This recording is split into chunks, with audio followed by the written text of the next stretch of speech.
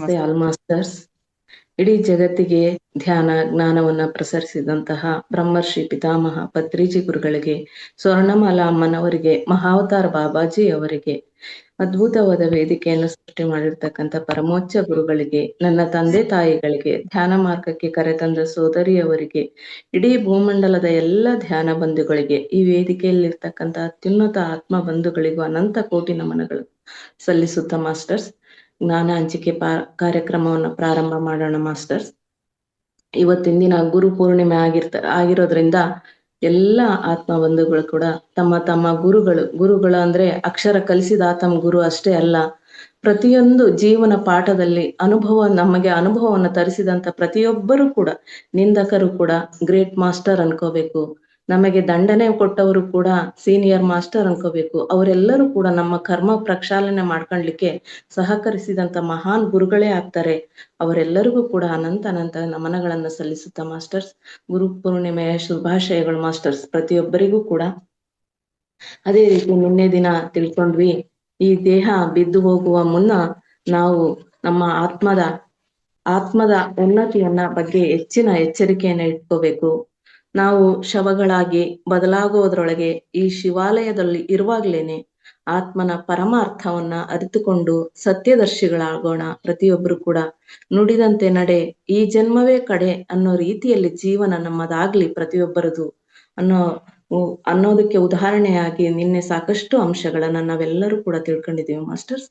ಇವತ್ತು ಅದರ ಮುಂದುವರೆದ ಭಾಗವನ್ನ ತಿಳಿತಾ ಹೋಗೋಣ ಮಾಸ್ಟರ್ಸ್. ನಿನ್ನೆ ಪೀಟರ್ ವಿಶಲ್ಲೋ ಹಾಗೂ ಭಾರತೀಯ ಜ್ಞಾನಿ ಇಬ್ಬರು ಕೂಡ ಚಿತ್ರಕಾರರ ಗುಂಪಿನ ಬಳಿ ಇದ್ದಂತ ವಿಷಯದ ಬಗ್ಗೆ ಅಲ್ಲಿಗೆ ನಿಲ್ಸಿದ್ವಿ ಮಾಸ್ಟರ್ಸ್. ಅವರು ಈ ಚಿತ್ರ ರಚನೆಕಾರರ ಬಳಿ ಇದ್ರು. ಅಲ್ಲಿ ಚಿತ್ರ ರಚನೆ ಮಾಡ್ತಕ್ಕಂಥದ್ದು ಯಾವ ರೀತಿ ಇತ್ತು, ಮತ್ತೆ ಅಲ್ಲಿ ಬಳಸ್ತಕ್ಕಂಥ ಬಣ್ಣಗಳು ಯಾವ ರೀತಿಯಾಗಿದ್ವು, ಕಲ್ಪನೆಯ ಮುಖಾಂತರ, ಮತ್ತೆ ಚಿತ್ರನೂ ಕೂಡ ಅಷ್ಟೇ ಕಲ್ಪನೆ ಮಾಡ್ಕೊಂಡು ಅದರೆಡೆ ದೃಷ್ಟಿ ಇರುವವರೆಗೆ ಮಾತ್ರ ಯಾವ ರೀತಿ ಆ ಚಿತ್ರ ಇರುತ್ತೆ, ತದನಂತರ ಯಾವ ರೀತಿ ಕರಗುತ್ತೆ. ಅದೇ ರೀತಿ ನಾವು ಕೂಡ ನಮ್ಮ ಆಲೋಚನೆಯಲ್ಲಿ ನಾವು ಎಲ್ಲಿ ಗಮನ ಹರಿಸ್ತೀವೋ ಅಲ್ಲಿವರೆಗೂ ಅದಕ್ಕೆ ಶಕ್ತಿ ಕೊಟ್ಟ ಹಾಗಾಗುತ್ತೆ. ನಮ್ಮ ಆಲೋಚನೆಯನ್ನ ಯಾಕೆ ಗಮನಿಸ್ಬೇಕು ಅಂದ್ರೆ ಮಾಸ್ಟರ್ಸ್, ನಾವು ಯಾವುದರ ಒಳ್ಳೆತದರ ಬಗ್ಗೆ ಆಲೋಚನೆ ಮಾಡಿದ್ರೆ ಅದಕ್ಕೆ ಶಕ್ತಿ ಸಿಗುತ್ತೆ. ನಾವು ಏನಾದ್ರೂ ದುರಾಲೋಚನೆ ಬಗ್ಗೆ ಅದನ್ನೇ ಆಲೋಚನೆ ಮಾಡಿದ್ದೆ ಆದ್ರೆ ಅದಕ್ಕೆ ಶಕ್ತಿ ಸಿಗುತ್ತಾ ಹೋಗುತ್ತೆ. ಅದಕ್ಕೋಸ್ಕರ ಅದನ್ನೇ ಉದಾಹರಣೆಯಾಗಿ ಅಲ್ಲಿ ಚಿತ್ರವನ್ನ ರಚಿಸೋದ್ರ ಮುಖಾಂತರ ನಮಗೆ ಜ್ಞಾನವನ್ನು ಕೊಟ್ರು ಮಾಸ್ಟರ್ಸ್. ಅಂದ್ರೆ ರಚಿಸಿದಂತ ಚಿತ್ರ ನಾವು ಆಲೋಚನೆ ಮಾಡಿದಾಗ ಈ ರೀತಿ ಆಗ್ಬೇಕು ಅಂತ ಒಂದು ಬ್ಲೂ ಪ್ರಿಂಟ್ ರೆಡಿ ಆಗ್ತದೆ. ನಾವು ಮಾಡ್ತಕ್ಕಂಥ ಆಲೋಚನೆ ಬಗ್ಗೆ ಎಚ್ಚರಿಕೆಯಿಂದ ಇರ್ಬೇಕು ಅನ್ನೋ ಅಂಶದ ಬಗ್ಗೆ ಅಲ್ಲಿವರೆಗೂ ತಿಳಿದಿದ್ದೀವಿ ಮಾಸ್ಟರ್ಸ್. ಇನ್ನು ಮುಂದುವರೆದಂತ ಭಾಗವಾಗಿ ಅದೇ ರೀತಿಯ ಸಾಕಷ್ಟು ಗುಂಪುಗಳು ಚಿತ್ರ ರಚನೆ ಮಾಡ್ತಾ ಇದ್ರು. ಅಲ್ಲಿಂದ ನಾವು ಮುಂದೆ ಸಾಗಿದೆವು. ಇದೇ ರೀತಿ ಕೆಲಸ ಮಾಡ್ತಾ ಇರ್ತಕ್ಕಂಥ ಎಷ್ಟೋ ಗುಂಪುಗಳನ್ನು ಕೂಡ ನೋಡಿದೆವು. ಆದರೆ ಈ ಸ್ಥಾನವು ತರಂಗಮಯವಾಗಿತ್ತು, ಮೇಲೆ ಕೆಳಗೆ ಇತ್ತು. ಅಂದ್ರೆ ಅವರು ಯಾವ ರೀತಿಯ ಉನ್ನತ ದರ್ಜೆಯ ಅವರು ಬರೀ ಚಿತ್ರ ರಚನೆ ಅಂದ್ರೆ ಬರೀ ಸಾಮಾನ್ಯ ಇರಲ್ಲಲ್ವಾ ಮಾಸ್ಟರ್ಸ್, ಅದರಲ್ಲೂ ನಾನಾ ತರ ಕಲಾವಿದರು ಇರ್ತಾರೆ. ಅದರ ಆಧಾರದ ಮೇಲೆ ನಾನಾ ರೀತಿಯ ಮೇಲೆ ಕೆಳಗೆ ಅಂತ ಹೇಳಿದ್ರೆ ಅವರು ಗಳಿಸಿರ್ತಕ್ಕಂಥ ಅನುಭವ, ಅದರಲ್ಲಿ ಪರಿಣಿತಿಯ ಆಧಾರದ ಮೇಲೆ ಅವುಗಳ ಸ್ತರಗಳು ಇದ್ವು ಅಂತ ತಿಳಿಸ್ತಾ ಇದ್ದಾರೆ ಮಾಸ್ಟರ್ಸ್.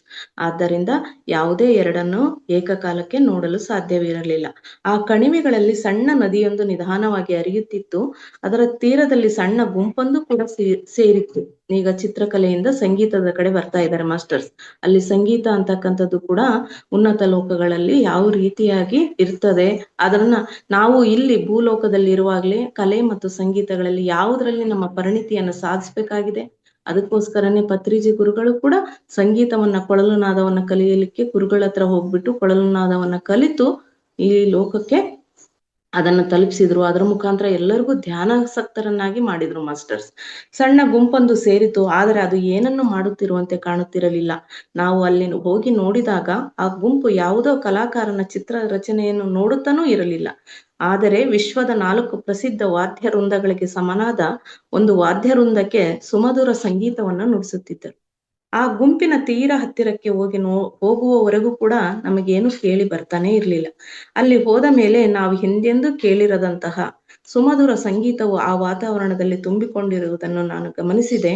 ಆ ಸಮೂಹದ ನಡುವೆ ಇರುವ ವ್ಯಕ್ತಿಯ ಮುಖಚರ್ಯೆಯು ನನ್ನನ್ನೇ ಹೋಲುತ್ತಿತ್ತು. ಆದರೆ ನಾನು ಅಂತ ಯಾವುದೇ ವ್ಯಕ್ತಿಯನ್ನ ನನ್ನ ನಿಜ ಜೀವನದಲ್ಲಿ ಭೇಟಿ ಆಗಿರ್ಲೇ ಇಲ್ಲ. ಅವನು ಯಾರು ಎಂದು ನನ್ನ ಮಾರ್ಗದರ್ಶಕನನ್ನ ಕೇಳಿದೆ. ಅವನು ಸುಪ್ರಸಿದ್ಧ ಸಂಗೀತಕಾರ ಜೋಹನ್ ಸ್ಪ್ರಾರ್ಸ್ ಇದ್ದಾನೆ ಎಂದು ನನ್ನ ಮಾರ್ಗದರ್ಶಕ ಮಿತ್ರ ಹೇಳಿದನು. ಆ ಕ್ಷಣದಲ್ಲಿ ಆ ಕಲಾಕಾರನು ಹರಿವ ನೀರಿನ ಕಲಕಲ ನಾದದ ಸಂಗೀತವನ್ನು ವ್ಯಕ್ತಗೊಳಿಸುವ ಪ್ರಯತ್ನ ಮಾಡುತ್ತಿದ್ದನು. ಸ್ಪಾರ್ಸನೆ ಬ್ಲೂ ಡೆನೋಬಿ ಈ ಸಂಗೀತ ರಚನೆಯನ್ನು ಮಾಡಿದ್ದನೆಂಬುದು ನನಗೆ ನೆನಪಾಯಿತು. ಈ ಸಂಗೀತದಲ್ಲಿ ಸುಂದರ ಜರ್ಮನ್ ನೃತ್ಯ ಸಂಗೀತದ ಮಂದವಾದ ತಾಳವಿತ್ತು. ಅದಕ್ಕಿಂತಲೂ ಸುಂದರವಾದ ತಾಳವಿತ್ತು ಎಂದೇ ಹೇಳಬಹುದು. ಆ ಸಂಗೀತಕಾರ ಭೂಲೋಕದಲ್ಲಿ ಇದ್ದಾಗ ಸಂಗೀತ ರಚನೆ ಮಾಡಿದ್ರು, ಅದು ಗೊತ್ತಿತ್ತಷ್ಟೇ. ಆದ್ರೆ ಆ ವ್ಯಕ್ತಿಯನ್ನ ನೋಡಿರಲಿಲ್ಲ ಈತ. ಅದರಿಂದ ಹೆಸರು ಕೇಳಿದ್ದರಿಂದ ಆ ಸಂಗೀತ ಅಂತಕ್ಕಂಥದ್ದು ಪ್ರಸಿದ್ಧವಾದ ಸಂಗೀತವಾಗಿತ್ತು. ಅದಕ್ಕಿಂತಲೂ ಅದ್ಭುತವಾದ ಸಂಗೀತವನ್ನ ಆ ಸೂಕ್ಷ್ಮ ಲೋಕದಲ್ಲಿ ನುಡಿಸ್ತಾ ಇದ್ದದ್ದನ್ನ ಈತ ಗಮನಿಸ್ತಾನೆ. ನಾನಿಲ್ಲಿ ನಿಂತು ಸಂಗೀತದ ಆನಂದ ತೆಗೆದುಕೊಳ್ಳುತ್ತಿರುವಾಗ ನದಿಯ ಇನ್ನೊಂದು ತೀರದಲ್ಲಿ ಬಾಷ್ಪದಿಂದ ಆಕಾರಗಳನ್ನು ನೋಡಿದೆ. ಅಂದ್ರೆ ಎಥಿರಿಕ್ ಪಿಕ್ಚರ್ಸ್ ಅನ್ನ ನೋಡಿದೆ. ಅವು ಬಹುಶಃ ಈಗ ತಾನೇ ನಾನು ಕೇಳುತ್ತಿದ್ದಂತಹ ಆ ಸಂಗೀತದ ಭಾವವಾಗಿದ್ದವು. ಅಂದ್ರೆ ಅಲ್ಲಿ ಕೇಳ್ತಕ್ಕಂಥ ಸಂಗೀತಕ್ಕೆ ಸರಿಯಾಗಿ ಅಲ್ಲಿ ವ್ಯಕ್ತಿಗಳನ್ನು ಕೂಡ ಒಂದು ಚಿತ್ರಣವನ್ನ ಕೂಡ ಗಮನಿಸಬಹುದು ಅಂತ. ಅವರು ನಾವು ದೇವಲೋಕ ಎಂದು ಕರೆಯುವ ಸಮಾನಾಂತರ ವಿಕಾಸದ ಸದಸ್ಯರಾಗಿದ್ದಾರೆ. ನಾವೇನು ಇಲ್ಲಿಂದ ದೇವಲೋಕ ಸತ್ಯಲೋಕ ಎಲ್ಲ ಮಾತಾಡ್ತಾ ಇರ್ತೀವಿ, ಬಟ್ ಅದರ ಬಗ್ಗೆ ಸಂಪೂರ್ಣವಾದ ಜ್ಞಾನ ಮಾತ್ರ ಇಲ್ಲ. ಅದನ್ನ ಹಂತ ಹಂತವಾಗಿ ತಿಳಿಸ್ತಾ ಹೋಗ್ತಿದ್ದಾರೆ ಮಾಸ್ಟರ್ಸ್. ಆ ದೇವಲೋಕದಿಂದ ಬಂದಂತವರಾಗಿದ್ರು, ಅಲ್ಲಿ ವಿಕಾಸ ಹೊಂದಿರ್ತಕ್ಕಂಥ ಸದಸ್ಯರೇ ಆಗಿದ್ರು. ಅದರಿಂದ ಅವರನ್ನು ನೋಡು ಎಂದು ನನ್ನ ಮಾರ್ಗದರ್ಶಕ ಮಿತ್ರನು ಹೇಳಿದನು. ಆದರೆ ಇವರು ಇಲ್ಲೇನು ಮಾಡುತ್ತಿದ್ದಾರೆ? ನದಿಯ ಈಚೆಗಿನ ತೀರದಲ್ಲಿರುವವರಿಗಿಂತ ಭಿನ್ನವಾಗಿ ಇದ್ದಾರೆ ಯಾಕೆ ಎಂದು ನಾನು ಪ್ರಶ್ನಿಸಿದೆ. ನದಿಯ ಈಚೆ ಸಂಗೀತ ನುಡಿಸ್ತಾ ಇದ್ದಾರೆ, ಆ ಕಡೆ ಚಿತ್ರಕದ ರೀತಿಯಲ್ಲಿ ದೇವಕನ್ಯೆಯರು ಕಾಣಿಸ್ತಾ ಇದ್ದಾರೆ, ಯಾಕೆ ಅಂತ ಕೇಳಿದೆ. ಅವರೇಕೆ ಭಿನ್ನವಾಗಿದ್ದಾರೆ ಎಂದರೆ, ಅವರು ನಮಗಿಂತಲೂ ನಿಜವಾಗಿ ಭಿನ್ನವೇ ಇದ್ದಾರೆ. ಅವರು ಹೆಚ್ಚು ವಾಯುವೇ ಇದ್ದಾರೆ. ನಿನ್ನೆನು ಕೂಡ ಹೇಳಿದ್ವಲ್ಲ ಮಾಸ್ಟರ್ಸ್, ಈ ವಾಯುವಿ ಶರೀರದ ಬಗ್ಗೆ ನಾವು ನಮ್ಮ ತೂಕವನ್ನ ಕಡಿಮೆ ಮಾಡ್ಕೊಂಡಂಗೆ ನಾವು ಹಗುರ ಆಗ್ತಾ ಹೋಗ್ತೇವೆ. ಆ ರೀತಿ ದೇವಲೋಕ ಸ್ಪರ್ಶ ಮಾಡ್ಬೇಕಾದ್ರೆ ಈ ರೀತಿ ಇನ್ನೂ ಹಗೂರವಾದ ವಾಯುವಿ ಶರೀರವನ್ನ ಹೊಂದಬೇಕಾಗ್ತದೆ. ಅದನ್ನೇ ಎಥಿರಿಕ್ ಬಾಡಿ ಎಂದು ಕರೆಯುತ್ತೇವೆ. ಅವರು ಹೆಚ್ಚು ವಾಯುವಿ ಇದ್ದಾರೆ, ವಿಭಿನ್ನ ವಿಕಾಸ ವ್ಯವಸ್ಥೆಯ ಭಾಗವಾಗಿದ್ದಾರೆ. ಅವರ ವಿಕಾಸ ವ್ಯವಸ್ಥೆಯಲ್ಲಿ ವಿಭಿನ್ನವಾಗಿ ಇದ್ದಾರೆ. ಅವರು ಕೂಡ ಸೂಕ್ಷ್ಮ ತತ್ವದಿಂದಲೇ ನಿರ್ಮಾಣವಾಗುತ್ತಾರೆ, ಆದರೆ ನಮ್ಮಷ್ಟು ಗಟ್ಟಿ ಹಾಗೂ ಸಘನವಾಗಿ ಇರುವುದಿಲ್ಲ. ಇವರು ಹೆಚ್ಚು ಹಗುರತೆಯನ್ನ ಹೊಂದಿರೋದ್ರಿಂದ ಅವರು ಗಂಧರ್ವ ದೇವತೆಗಳಾಗಿದ್ದಾರೆ ಅಂತ ತಿಳಿಸ್ತಿದ್ದಾರೆ ಮಾಸ್ಟರ್ಸ್. ಇವರ ಧ್ವನಿಯು ಕೂಡ ಮಾಧ್ಯಮದಿಂದ ಸ್ವಯಂ ತಮ್ಮನ್ನು ಅಭಿವ್ಯಕ್ತಿಗೊಳಿಸಿಕೊಳ್ಳುತ್ತಾರೆ. ಅವರು ಅಲ್ಲಿಂದಲೇ ನದಿಯ ಈಚೆಗಿರುವ ತಮ್ಮ ಈ ರೀತಿ ಅಭಿವ್ಯಕ್ತಿಗೊಳಿಸಲು ಪ್ರಯತ್ನಿಸಿರುವಂತಹ ಸಂಗೀತಗಾರರಿಗೆ ಸಹಾಯ ಮಾಡುತ್ತಿರುತ್ತಾರೆ.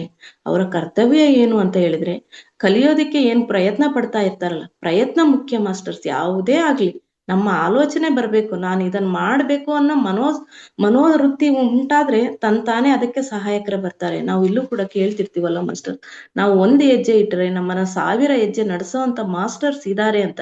ಅದು ಇದೇ ಮಾಸ್ಟರ್ಸ್. ಪ್ರತಿಯೊಬ್ರು ಕೂಡ ಕಾಯ್ತಾ ಇರ್ತಾರೆ ನಮ್ಮ ಆತ್ಮೋನ್ನತಿಗೋಸ್ಕರ. ನಾವು ಬರೀ ಒಂದು ಆಲೋಚನೆ ಮಾಡಿದ್ರೆ ಸಾಕು, ನಮ್ಮನ್ನ ಉನ್ನತ ಸ್ತರದಲ್ಲಿ ಇಡ್ಲಿಕ್ಕೆ ಸಿದ್ಧರಿದ್ದಾರೆ ಮಾಸ್ಟರ್ಸ್. ನಾವು ತಯಾರಾಗ್ಬೇಕಷ್ಟೇ, ನಮ್ಮ ಆಲೋಚನೆಗಳನ್ನ ಆ ದಿಕ್ಕಿನಲ್ಲಿ ಹರಿಸ್ಬೇಕಾಗಿದೆ. ಈ ರೀತಿಯಾಗಿ ಅವರು ನದಿಯ ಆಚೆಗಿದ್ದು ನದಿಯ ಈಚೆ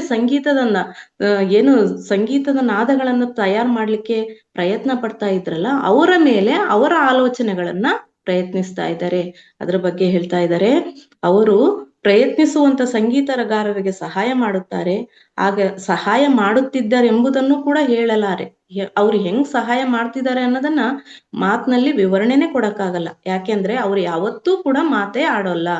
ಅವರು ಮೌನದಲ್ಲೇ ಆ ಶಕ್ತಿಯನ್ನ ಸಂಪಾದನೆ ಮಾಡ್ಕೊಂಡಿರ್ತಾರೆ. ಅವರು ತಮ್ಮಲ್ಲಿರೋ ಶಕ್ತಿಯನ್ನ ಈ ರೀತಿಯಾಗಿ ಪ್ರಭಾವ ಬೀರ್ತಾರೆ. ಆದರೆ ಅವರು ಸಂಗೀತವನ್ನ ಸೃಷ್ಟಿಸುವವರ ಮೇಲೆ ತಮ್ಮ ಆಲೋಚನೆಗಳನ್ನು ಕೇಂದ್ರೀಕರಿಸುವ ಮೂಲಕ ಅವರು ಇನ್ನಷ್ಟು ಸೂಕ್ಷ್ಮವಾಗಿ ತಮ್ಮನ್ನು ತಾವು ಅಭಿವ್ಯಕ್ತಗೊಳಿಸಿಕೊಳ್ಳಲು ಯೋಗ್ಯರನ್ನಾಗಿಸಿಕೊಳ್ಳುತ್ತಾರೆ. ಮೌನವಾಗಿದ್ದು ಅವರು ತಮ್ಮಲ್ಲಿ ಇರ್ತಕ್ಕಂಥ ಶಕ್ತಿಯನ್ನ ಈ ರೀತಿ ಪ್ರಯತ್ನದಲ್ಲಿ ಇರುವವರಿಗೆ ಮೇಲೆ ಪ್ರಭಾವ ಬೀರ್ತಾರೆ. ಅತ್ಯಂತ ಸ್ಪಷ್ಟವಾಗಿ ನಮಗೆ ಅವರ ಧ್ವನಿ ಕೇಳಿಸುತ್ತಿತ್ತು. ಆದರೆ ಸುಮಾರು 50 ಅಡಿಗಳಷ್ಟು ಸಮೀಪ ಹೋದಾಗ ನಮಗೇನು ಕೇಳಿಸಿಕೊಳ್ಳಲು ಸಾಧ್ಯನೇ ಆಗಲಿಲ್ಲ. ದೂರ ಇದ್ದಾಗ ಆ ಸಂಗೀತ ಅಲ್ಲಿಂದನೇ ಬರ್ತದೇನೋ ಅಂತ ಅನಿಸ್ತಿತ್ತು. ಆದ್ರೆ ಹತ್ರಕ್ಕೆ ಹೋದಾಗ ಅನಿಸ್ತು ಅವರಿಂದ ಸಂಗೀತದ ಧ್ವನಿ ಕೇಳಿಸ್ತಾನೆ ಇರ್ಲಿಲ್ಲ. ದೇವಲೋಕದ ಸದಸ್ಯರನ್ನು ವರ್ಣಿಸಲು ಶಬ್ದಗಳು ಸಾಲುವುದಿಲ್ಲ. ಅದು ದೇವಲೋಕದ ಸದಸ್ಯರಾಗಿರೋದ್ರಿಂದ ಅವರು ಹೇಗೆ ಅಂತ ವರ್ಣಿಸ್ಲಿಕ್ಕೆ ಸಾಧ್ಯವಿಲ್ಲ. ಅವರ ಆಕಾರವೇನೋ ಸುಂದರವಾಗಿದೆ, ಆದರೆ ಅವು ನಡೆಯುವಾಗ ಬಾಷ್ಪೀಕರಣಗೊಳ್ಳುತ್ತಾರೆ. ನಾವೆಲ್ಲ ಕೇಳಿದ್ವಿ ಮಾಸ್ಟರ್ಸ್. ಸಾಕಷ್ಟು ಏನೋ ಒಂದು ಒಳ್ಳೆ ಉದ್ದೇಶವನ್ನ ಇಟ್ಕೊಳ್ಳದೆ ತಪಸ್ ಮಾಡ್ತಕ್ಕಂಥವರು ಕೂಡ ಹಿಂದಿನ ಪುರಾಣಗಳಲ್ಲೂ ಕೂಡ ಕಥೆಗಳ ರೂಪದಲ್ಲಿ ಕೇಳಿದೀವಿ. ಅಂತ ಸಂದರ್ಭದಲ್ಲಿ ಅವರ ತಪಸ್ಸನ್ನ ಭಂಗ ಮಾಡ್ಲಿಕ್ಕೆ ಮೋಹಿನಿ ಬಂದ್ರು, ಅವ್ರು ಬಂದ್ರು, ಹೆಂಗ್ ಬಂದ್ರು ಅದೆಲ್ಲ ಗೊತ್ತಿಲ್ಲ. ಅವರೆಲ್ಲ ದೇವಲೋಕದವರು, ಅವರಿಗೆ ಆ ರೀತಿಯ ಶಕ್ತಿ ಇರ್ತದೆ. ಅದರಿಂದ ಆಕಾರವೇನ ಸುಂದರವಾಗಿದೆ, ಆದರೆ ಅವರು ನಡೆಯುವಾಗ ಬಾಷ್ಪೀಕರಣಗೊಳ್ಳುತ್ತಾರೆ. ಆದ್ರೆ ಅವರಿಗೆ ನಡಿಗೆ ಅನ್ನೋದಿರೋದಿಲ್ಲ. ಅವರು ನಡಿಬೇಕು ಅಂತ ಒಂದು ಸ್ಥಳದಿಂದ ಸ್ಥಳಾಂತರ ಹೊಂದಬೇಕು ಅಂದಾಗ ಅವರು ಬಾಷ್ಪೀಕರಣ ಅಂದ್ರೆ ಕಣ್ಣಿಗೆ ಕಾಣದಂತೆ ಮಾಯವಾಗೇ ಬಿಡ್ತಾರೆ. ಅವರು ಸ್ಥಿರವಾದ ಮೇಲೆ ಮತ್ತೆ ಅವರಿಗೆ ನಿಶ್ಚಿತ ಆಕಾರ ಬರುತ್ತದೆ. ಅವ್ರು ಇಂಥ ಸ್ಥಳಕ್ಕೆ ಹೋಗ್ಬೇಕು ಅಂದ ತಕ್ಷಣ ಅಲ್ಲಿಗೆ ತಕ್ಷಣನೇ ಅವರಿಗೆ ಆಕಾರ ಅಂತಕ್ಕಂಥದ್ದು ಸೃಷ್ಟಿಯಾಗ್ತದೆ. ಅವರ ಶರೀರವು ಮಂಜಿನಿಂದಾಗಿದೆ. ಅವರು ಸ್ಥಿರವಾದಾಗ ಮತ್ತೆ ಒಂದು ಗೂಡಿ ಒಂದು ಆಕಾರದಲ್ಲಿ ಕಾಣುತ್ತಾರೆ. ಅವರು ಎಲ್ಲಿ ಸ್ಥಿರವಾಗ್ಬೇಕು ಅನ್ಸುತ್ತೋ ಅಲ್ಲಿ ಮಾತ್ರ ಆಕಾರ ಕಾಣ್ತಾರೆ. ನಾವು ನದಿಯ ಇನ್ನೊಂದು ತೀರಕ್ಕೆ ತಲುಪಿದೆವು, ಆದರೆ ನಾವು ಅವರ ಸಮೀಪ ತಲುಪಿದಾಗ ಯಾವುದೋ ಒಂದು ನಾಚಿಕೆ ಬುರುಕ ಪ್ರಾಣಿಯಂತೆ ಗಾಳಿಯಲ್ಲಿ ತೇಲುತ್ತಾ ದೂರ ಹೋದಂತೆ ಅನಿಸಿತು. ಆದ್ರೆ ನಾವು ಅವರ ಹತ್ತಿರ ಸಮೀಪಿಸಿದಂತೆ ನಮ್ಮಿಂದ ದೂರ ಹೋಗ್ತಿದ್ದಾರೆ, ಎದುರುಕೊಂಡೋ ಏನೋ ಅಂತ ಅನಿಸ್ತು. ಆದರೆ ಅವರು ಎದುರುಕೊಂಡು ಅಲ್ಲ, ಅವರೇನು ನಮ್ಮಿಂದ ಎದುರುತ್ತಿರಲಿಲ್ಲ, ಆದರೆ ಅವರು ನಮ್ಮಿಂದ ಸಂಪರ್ಕವನ್ನ ಬಯಸುತ್ತಿರಲಿಲ್ಲ. ಈ ಮಾನವರ ಸಂಪರ್ಕವನ್ನ ಬಯಸ್ತಾ ಇರ್ಲಿಲ್ಲ. ನಾವು ಅವರೊಂದಿಗೆ ಮಾತನಾಡುವುದಕ್ಕಾಗಿ ಅವರ ಹತ್ತಿರ ಹೋದರೆ ಬಹುಶಃ ಅವರು ಗಾಳಿಯಲ್ಲಿ ಲೀನವಾಗಬಹುದೆಂದು ನನಗೆ ಅನಿಸಿತು ಅಂತ ಮಾರ್ಗದರ್ಶಕರಿಗೆ ಹೇಳಿದಾಗ, ಹೌದು, ಇದು ಅತ್ಯಂತ ನಿಖರವಾಗಿದೆ, ನಿನ್ನ ಆಲೋಚನೆ ಅತ್ಯಂತ ನಿಖರವಾಗಿದೆ. ಯಾಕಂದ್ರೆ ಅವರು ಮೌನದಲ್ಲೇ ಮಾತಾಡಿದ್ರೆ ಶಕ್ತಿ ನಷ್ಟವಾಗುತ್ತೆ ಅಂತ ಹೇಳ್ಬಿಟ್ಟು ಅವರು ಮೌನದಲ್ಲಿ ಇದ್ಕೊಂಡೇ ಸಾಧನೆಯನ್ನ ಸಾಧಿಸ್ತಾ ಇದ್ದಾರೆ. ನಾವು ಮಾತಾಡ್ಸ್ಲಿಕ್ಕೆ ಪ್ರಯತ್ನ ಪಡ್ತಿದೀವಿ ಅಂತಾನೆ ನಮ್ಮಿಂದ ದೂರ ಸರಿತಿದ್ದಾರೆ ಅನ್ನೋ ಅಂಶವನ್ನ ತಿಳಿಸ್ತಾ ಇದ್ದಾರೆ ಮಾಸ್ಟರ್ಸ್. ನನ್ನ ಮಿತ್ರನ ಸನ್ನೆಯ ಮೇರೆಗೆ ಅವನನ್ನ ಅನುಸರಿಸುತ್ತಾ ಮುಂದುವರೆದೆ. ಅವನು ಅವರ ಒಂದು ಮನೆಯತ್ತ ಸಾಗುತ್ತಿದ್ದನು. ನಾವು ಅದರ ಹತ್ತಿರ ತಲುಪಿದಾಗ ಮನೆಯ ವಾಸ್ತುಶಿಲ್ಪವು ಬಹಳ ಸುಂದರವಾಗಿತ್ತು. ವಿಶಾಲ ಕಿಟಕಿಗಳ ಮೂಲಕ 4 ದಿಕ್ಕಿನ ದೃಶ್ಯನೂ ಕೂಡ ಕಾಣಿಸುತ್ತಿತ್ತು. ಆದರೆ ಸಮೀಪದಲ್ಲಿ ಯಾರು ಕೂಡ ಕಾಣಿಸುತ್ತಿರಲಿಲ್ಲ. ಯಾವುದೇ ರೀತಿಯ ಚಲನವಲನಗಳು ಕೂಡ ಕಾಣಲಿಲ್ಲ. ನನ್ನ ಮಾರ್ಗದರ್ಶಕನು ತಕ್ಷಣವೇ ನನ್ನನ್ನು ಒಂದು ಬಾಗಿಲಿನತ್ತ ಕರೆದೊಯ್ಯಲು ಪ್ರಯತ್ನಿಸಿದ. ಬಾಗಿಲು ತೆಗೆಯುತ್ತಿದ್ದಂತೆಯೇ ಸಂಗೀತದ ಧ್ವನಿಯು ಕಿವಿಗಪ್ಪಳಿಸಿತು. ಕೋಣೆಯಲ್ಲಿ ಒಬ್ಬ ವ್ಯಕ್ತಿ ಇದ್ದ. ಅವನು ಪಿಯಾನೋ ನುಡಿಸುತ್ತಿದ್ದುದನ್ನು ನೋಡಿದರೆ ಅವನು ಸಾಮಾನ್ಯ ವಾದಕನಲ್ಲ ಎಂಬುದು ಗೊತ್ತಾಗುತ್ತಿತ್ತು. ಈಗ ಚಿತ್ರಕಲೆಯಿಂದ ಸಂಗೀತ ಇರ್ತಕ್ಕಂತಹ ವಾತಾವರಣಕ್ಕೆ ಆಗಮಿಸಿದ್ದಾರೆ ಮಾಸ್ಟರ್ಸ್. ಅಲ್ಲಿ ಒಬ್ಬ ಪಿಯಾನೋ ನುಡಿಸ್ತಕ್ಕಂಥ ವ್ಯಕ್ತಿಯನ್ನ ಗಮನಿಸ್ತಾರೆ ಇವರು. ಅವನು ನಮ್ಮೆಡೆಗೆ ಕಣ್ಣೆತ್ತಿಯೂ ನೋಡಲಿಲ್ಲ. ನಮ್ಮಲ್ಲಾದ್ರೆ ಬರೀ ಶಬ್ದ, ಆ ಶಬ್ದ ಈ ಶಬ್ದ, ಈ ರೀತಿಯಾಗಿ ಏಕಾಗ್ರತೆ ಅನ್ನೋದು ಹೇಗಿರ್ಬೇಕು ಅನ್ನೋದ್ರ ಬಗ್ಗೆನೂ ಕೂಡ ಇಲ್ಲಿ ಉದಾಹರಣೆಗಳ ಮೂಲಕ ನಮ್ಗೆಲ್ಲರಿಗೂ ಕೂಡ ತಿಳಿಸ್ತಾ ಹೋಗ್ತಿದ್ದಾರೆ ಮಾಸ್ಟರ್ಸ್. ಪಿಯಾನೋ ನುಡಿಸ್ತಿದ್ದಂತ ವ್ಯಕ್ತಿಯ ಬಳಿ ನಾವು ಹೋದ್ರೂ ಕೂಡ ಆತ ನಮ್ಮೆಡೆಗೆ ಗಮನನೇ ಹರಿಸ್ಲಿಲ್ಲ. ಅವನು ನಮ್ಮೆಡೆಗೆ ಕಣ್ಣೆತ್ತಿಯೂ ನೋಡಲಿಲ್ಲ. ಅವನು ನುಡಿಸುತ್ತಿದ್ದನ ಅಷ್ಟೆ. ನಾವು ಕೇಳತೊಡಗಿದೆವು. ವಾದ್ಯದ ಮೇಲಿನ ಅವನ ನಿಯಂತ್ರಣವನ್ನು ನೋಡಿ ನಾವು ಸಂಮೋಹಿತರಾದವು. ವಾದ್ಯ ನುಡಿಸೋದ್ರಲ್ಲೇ ಅವನ ತಲ್ಲೀನತೆಯನ್ನ ಗಮನಿಸ್ಬಿಟ್ಟು ಇವರು ಕೂಡ ಸಂಮೋಹಿನಿಗಳಾಗ್ತಾರೆ. ಅಲ್ಲಿ ಇಟ್ಟಿದ್ದ ದೊಡ್ಡ ದೊಡ್ಡ ಆರಾಮ್ ಕುರ್ಚಿಗಳ ಮೇಲೆ ನಾವು ಕುಳಿತುಕೊಂಡವು. ಸುಮಾರು 15 ನಿಮಿಷಗಳವರೆಗೆ ವಾದನ ನಡೆಯಿತು. ಸಮಯ ಗತಿಸಿದಂತೆ ಇದು ಚಾಪಿನ್ ಪ್ರಿಲ್ಯೂಡಿಸ್ನಂತಹ ನನ್ನ ಸಂಗೀತವಿರಬಹುದೆಂದು ಗುರುತಿಸಿದೆ. ಇದು ಯಾರ ಸಂಗೀತವೆಂದು ನಾನು ನನ್ನ ಸ್ನೇಹಿತನ ಕಿವಿಯಲ್ಲಿ ಉಸಿರು ಹೇಳಿದೆ. ಇವರನ್ನು ನೀನು ಗುರುತಿಸಲಾರೆಯಾ? ನಮ್ಮ ಜೀವಿತಾವಧಿಯಲ್ಲಿ ಮಾಡುತ್ತಿದ್ದಂತೆಯೇ ಇಂದಿಗೂ ಕೂಡ ಸ್ವರಗಳ ಮಾಧ್ಯಮದಿಂದ ತಮ್ಮ ಆತ್ಮಾಭಿವ್ಯಕ್ತಿ ಮಾಡುತ್ತಿದ್ದಾರೆ. ಭೂಮಿಯ ಮೇಲೆ ಇದ್ದಾಗ ಅನಿಸಿದಷ್ಟು ಸೂಕ್ಷ್ಮ ಇಲ್ಲಿ ಅನಿಸುತ್ತಿಲ್ಲ ಎಂಬುದನ್ನು ನೀನು ಗಮನಿಸುತ್ತಿರುವೆ. ನನ್ನ ಜೀವಿತಾವಧಿಯ ಬಹುಭಾಗವನ್ನು ಅವನು ಬಹಳ ಕಷ್ಟದಿಂದ ಕಳೆದನು. ಅವನು ಅಷ್ಟು ಆರೋಗ್ಯವಂತನಾಗಿರಲಿಲ್ಲ. ಈಗ ಎಲ್ಲವೂ ಬದಲಾಗಿದೆ. ಇಲ್ಲಿ ಅವನಿಗೆ ದಣಿವು ಎಂಬುದು ಬಾಧಿಸುವುದೇ ಇಲ್ಲ. ಈ ಏನು ಪಿಯಾನೋ ವಾದಕ ಭೂಮಿ ಮೇಲೆ ಭೂಲೋಕದಲ್ಲಿ ಭೌತಿಕ ಜೀವನದಲ್ಲಿ ಇದ್ದಾಗ ಒಳ್ಳೆಯ ಆರೋಗ್ಯ ಹೊಂದಿರಲಿಲ್ಲ. ಆದ್ದರಿಂದ ಬೇಗ ಆಯುಷ್ಯನ್ನ ಕಳ್ಕೋಬೇಕಾಯ್ತು. ಆದ್ರೆ ಇಲ್ಲಿ ದೇಹ ಅನ್ನೋದನ್ನು ಕಳ್ಕೊಳ್ಳೋದ್ರಿಂದ ಇಲ್ಲಿ ಯಾವುದೇ ನಿರ್ಬಂಧವಿಲ್ಲದೆ ತಲ್ಲೀನನಾಗಿ ಪಿಯಾನೋವನ್ನ ನುಡಿಸ್ತಿದ್ದಾನೆ ಅಂತ ಹೇಳ್ತಿದ್ದಾರೆ ಮಾಸ್ಟರ್ಸ್. ಅದು ಮೊದಲಿನಿಂದಲೂ ಮಧುರ ಸಂಗೀತವನ್ನು ನುಡಿಸುತ್ತಿದ್ದನು. ಅಲ್ಲದೆ ಇತರ ಸಂಗೀತಗಾರರನ್ನು ಆಲಿಸುವುದಕ್ಕೆ ಅನುಮೋದಿಸುತ್ತಾನೆ. ಈ ಸ್ತರದಲ್ಲಿ ಸಂಗೀತ ಸಮಾರಂಭಗಳಲ್ಲಿ ಭಾಗವಹಿಸುವುದು ಕಠಿಣವೇನಲ್ಲ. ಸಂಗೀತಗಾರನು ತನ್ನ ಸಂಗೀತದ ಮಾಧ್ಯಮದಿಂದ ವ್ಯಕ್ತಗೊಳಿಸಲು ಪ್ರಯತ್ನಿಸಿರುವಂತಹ ಪ್ರಕೃತಿಯ ಸೌಂದರ್ಯವನ್ನು ಅರ್ಥ ಮಾಡಿಕೊಳ್ಳು. ಸಂಗೀತ ಇರ್ಬೋದು, ಕಲೆ ಇರ್ಬೋದು, ಪ್ರತಿಯೊಂದನ್ನು ಕೂಡ ಪ್ರಕೃತಿಯ ಅಭಿವ್ಯಕ್ತಿನೇ ಆದಾಗ ಅದಕ್ಕೆ ಹೆಚ್ಚಿನ ಬೆಲೆ ಇರ್ತದೆ ಮಾಸ್ಟರ್ಸ್. ಪ್ರತಿಯೊಂದನ್ನು ಕೂಡ ಅದರಲ್ಲಿ ಅವರು ವ್ಯಕ್ತಗೊಳಿಸೋದು ಪ್ರಕೃತಿಯ ಸೌಂದರ್ಯವನ್ನ. ನದಿ ಹರಿತಕ್ಕಂಥ ಶಬ್ದನೋ, ನೀರಿನ ಪಕ್ಷಿಗಳ ಕಲರವನಾದನೋ, ಇದನ್ನ ಕೇಳಿದಾಗ ಹೆಚ್ಚು ಸಂಮೋಹಿತರಾಗ್ತೀವಿ ಅಂದ್ರೆ ಅದನ್ನ ಪ್ರಕೃತಿಯನ್ನ ಆರಾಧಿಸಿದಂತೆ ಮಾಸ್ಟರ್ಸ್. ಅವರು ಆ ಆರಾಧನೆಯನ್ನ ಅಭಿವ್ಯಕ್ತಿಗೋಸ್ಕರ ಈ ರೀತಿಯಾಗಿ ತಮ್ಮಲ್ಲಿರ್ತಕ್ಕಂಥ ಕಲೆಗಳ ಮುಖಾಂತರ ಅಭಿವ್ಯಕ್ತಿಸ್ತಾರೆ. ಆಗ ಅದಕ್ಕೆ ಹೆಚ್ಚಿನ ಬೆಲೆ ದೊರೀತದೆ ಮತ್ತು ಅವರ ಆತ್ಮೋನ್ನತಿನೂ ಕೂಡ ಆಗುತ್ತೆ. ನಾನು ಆ ಸಂಗೀತಗಾರನನ್ನು ಇನ್ನಷ್ಟು ಸಮೀಪದಿಂದ ನೋಡಿದೆ. ಈತನು ಆ ಮಹಾನ್ ಸಂಗೀತಗಾರನಿಗೆ ಯಾವುದರಲ್ಲೂ ಸಮಾನವಾಗಿಲ್ಲವೆಂದು ಗೊತ್ತಾಯಿತು. ಬಹುಶಃ ನನಗೆ ಸರಿಯಾಗಿ ನೆನಪಿರಲಿಲ್ಲ ಅಥವಾ ಗಮನವಿಟ್ಟು ನೋಡಿರಲಿಲ್ಲ ಅನಿಸ್ತು. ಅವನು ನುಡಿಸುವುದನ್ನು ನಿಲ್ಲಿಸಿ ನಮ್ಮತ್ತ ನೋಡಿದನು. ಆದರೆ ನಮ್ಮ ಉಪಸ್ಥಿತಿಯಿಂದ ಅವನಿಗೆ ಯಾವುದೇ ತೊಂದರೆ ಅಥವಾ ಅಡಚಣೆಯಾದಂತೆ ಕಂಡು ಬರಲಿಲ್ಲ. ನಾವು ಸಂಗೀತ ಪ್ರೇಮಿಯಾಗಿದ್ದೇವೆಂದು ಅವನು ಭಾವಿಸಿದನು. ಆದ್ದರಿಂದ ತಾನೇನು ಅಭಿವ್ಯಕ್ತಗೊಳಿಸಲು ಬಯಸಿದ್ದನೆಂಬುದನ್ನು ವಿವರಿಸತೊಡಗಿದನು. ಅವನು ಕೆಲವು ಪಾರಿಭಾಷಿಕ ಪದಗಳನ್ನು ಬಳಸಿದನು. ಆದರೂ ಅವನ ವಿವರಣೆಯಿಂದ ನಾನು ಪ್ರಭಾವಿತನಾದೆ. ಅಲ್ಲದೆ ಸ್ವರಗಳ ಆರೋಹ, ಅವರೋಹಣ ಹಾಗೂ ವಾದ್ಯ ತಂತಿಗಳ ಸಮ್ಮಿಶ್ರಣವೂ ಕೂಡ ಸುಂದರ ಉದ್ಯಾನವನಗಳ ಸಕಾರಾತ್ಮಕ ಚಿತ್ರಗಳಾಗಿವೆ. ಅಲ್ಲಿರ್ತಕ್ಕಂಥ ಅವರೋಹಣ ಶಬ್ದಗಳು ಕೂಡ ಪ್ರಕೃತಿಯಲ್ಲಿನ ಸುಂದರ ಸಕಾರಾತ್ಮಕ ಚಿತ್ರಗಳ ರೀತಿನೇ ಕೇಳಿಸ್ತಾ ಇದೆ. ಸ್ವರಗಳ ಚರಮ ಲಯವನ್ನು ಪ್ರದರ್ಶಿಸುವುದರಲ್ಲಿ ತಕ್ಷಣವೇ ನಮಗೆ ಉದ್ಯಾನವನಗಳ ಮಧ್ಯದಲ್ಲಿ ನಿಧಾನವಾಗಿ ಹರಿಯುವ ನದಿಯೊಂದರ ಉಪಸ್ಥಿತಿಯ ಆಭಾಸವಾಗಬೇಕು. ಸ್ವರದಿಂದ ನಾವು ಸಂಗೀತಜ್ಞನನ್ನು ನಮ್ಮನ್ನು ತಲುಪ ಬಯಸುವ ದೃಶ್ಯವೊಂದನ್ನು ಕಲ್ಪಿಸಿಕೊಳ್ಳಬೇಕಾಗ್ತದೆ. ಹೇಳಿದ್ವಲ್ಲ ಮಾಸ್ಟರ್ಸ್, ನದಿಯ ನೀರು ಹರಿತಕ್ಕಂಥ ಶಬ್ದ ಇರ್ಬೋದು, ಆ ನಿನಾದ, ಪಕ್ಷಿಗಳ ಕಲರವ ಇರ್ಬೋದು, ಅವೆಲ್ಲವನ್ನು ಕೂಡ ದೃಶ್ಯದ ಮುಖಾಂತರ ಕಲ್ಪಿಸಿಕೊಳ್ಬೇಕಾಗ್ತದೆ. ನಮಗೆ ಹೇಗೆ ಒಳಗೆ ಬಂದಿದ್ದೆವೋ ಹಾಗೆ ಯಾವುದೇ ಅನುಮತಿ ಇಲ್ಲದೆ ಹೊರ ಬಂದೆವು. ನಾವುಗಳು ಹೊರ ಬರುತ್ತಿದ್ದಂತೆಯೇ ಚಾಪಿನನ್ನು ಪುನಃ ಪಿಯಾನೋ ನುಡಿಸಲು ಆರಂಭಿಸಿದನು. ನಾವು ಬಾಗಿಲು ಬಂದ್ ಮಾಡಿದೆವು. ಓಣಿಯಲ್ಲಿ ಬಂದ ಮೇಲೆ ಒಳಗಿನ ಯಾವುದೇ ಧ್ವನಿ ಕೇಳುತ್ತಿರಲಿಲ್ಲ. ಪಕ್ಷಿಗಳ ಕಲರವ ಕೇಳುತ್ತಿತ್ತು. ಹೊರಗಡೆ ಬಂದಾಗ ಪಕ್ಷಿಗಳ ಕಲರವ ಕೇಳಿ ಬರುತ್ತಿತ್ತು. ಬೇರೆ ಬೇರೆ ಬಣ್ಣಗಳ ಪಕ್ಷಿಗಳು ಆ ಉದ್ಯಾನದಲ್ಲಿ ಅಷ್ಟೇ ಅಲ್ಲದೆ ಒಳಗೂ ಕುಣಿದು ಕುಪ್ಪಳಿಸುತ್ತಿದ್ದವು. ಈ ಸ್ಥಾನವು ಸೂಕ್ಷ್ಮ ಲೋಕದ ಈ ಸ್ತರದ ಅತಿ ದೊಡ್ಡ ಕಲಾ ವಿದ್ಯಾಲಯವಾಗಿದೆ ಮತ್ತು ಸ್ಥಾಯಿ ನಿವಾಸಿಗಳಲ್ಲಿ 100 ಜನರು ತಮ್ಮ ಹೆಚ್ಚಿನ ಸಮಯವನ್ನು ತಮಗೆ ಇಷ್ಟವಾದ ಕಲೆಗಳನ್ನು ಕಲಿಯಲು ಕಳೆಯುತ್ತಾರೆ.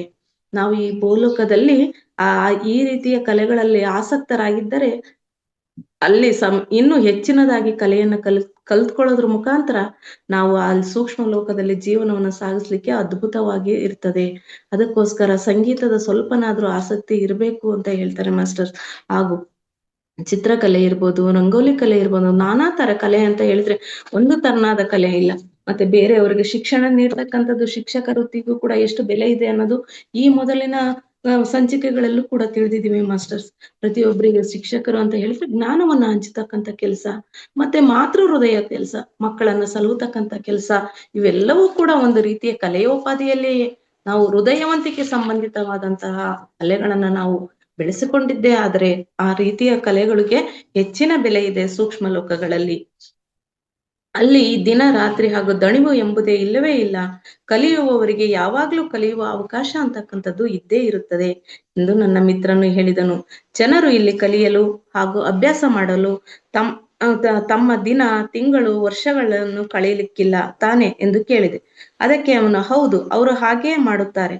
ಅವರು ದಣಿಯುವುದಿಲ್ಲ ಮತ್ತು ಅವರಿಗೆ ಸಮಯದ ಕೊರತೆ ಅನ್ನೋದು ಕೂಡ ಇರೋದಿಲ್ಲ. ನಿನಗೆ ಹೇಳಿದೆನಲ್ಲ, ಅದಕ್ಕಾಗಿ ಅವರಿಗೆ ಖುಷಿ ಎನಿಸುವಲ್ಲಿ ಅವರು ತೊಡಗಿರುತ್ತಾರೆ. ನೀನು ಭೌತಿಕ ಜಗತ್ತಿನ ನಿನ್ನ ಅನುಭವವನ್ನು ನೆನಪಿಸಿಕೊ. ನಿನಗಿಷ್ಟವಾದ ಕೆಲಸವನ್ನು ನೀವು ಮಾಡುತ್ತೀರಿ. ಆ ಕೆಲಸವು ಒಳ್ಳೆಯದೆನಿಸಿದರೂ ಕೂಡ ದಣಿವು ಆಗುವ ಕಾರಣದಿಂದಾಗಿ ನಡುವೆ ನಿಲ್ಲಿಸುತ್ತೀರಿ. ಆದರೆ ಇಲ್ಲಿ ಹಾಗಾಗುವುದಿಲ್ಲ. ಇಲ್ಲಿ ದಣಿವು ಅನ್ನೋದೇ ಇಲ್ಲ. ದೇಹನೇ ಇಲ್ಲ ಅಂದಾಗ ದಣಿವೆ ಅನ್ನೋದೇ ಇರೋದಿಲ್ಲ.